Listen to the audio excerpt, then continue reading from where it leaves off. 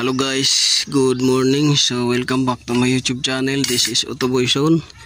So may complaint at concern dito yung may-ari ng badja. Bakit daw mausok? So minsan ang dahilan nito guys, external parts, hindi internal parts. So ito yung may sala. So bibiyakin na natin to. So ayan, inano na natin yan, lagari lang ang ginamit natin para konti lang yung kain kasi baka hindi na ma-shoot to doon sa guide. So ito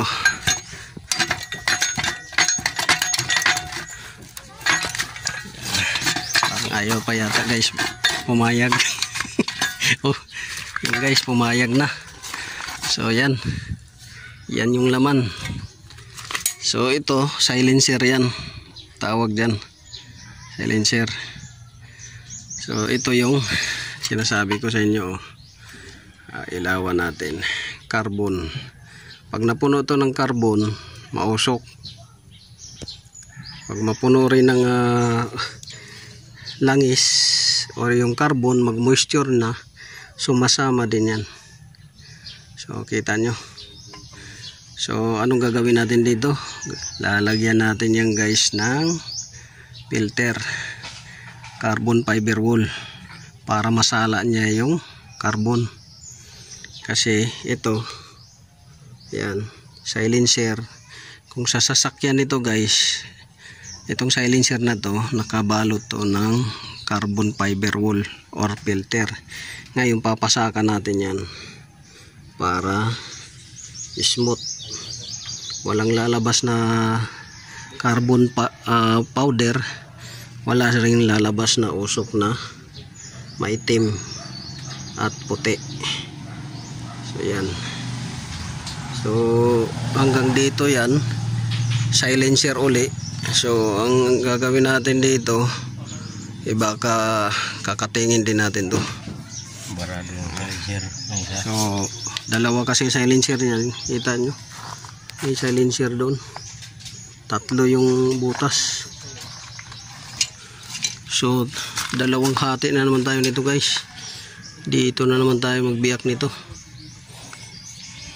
Tapos tapal natin, lagari lang din.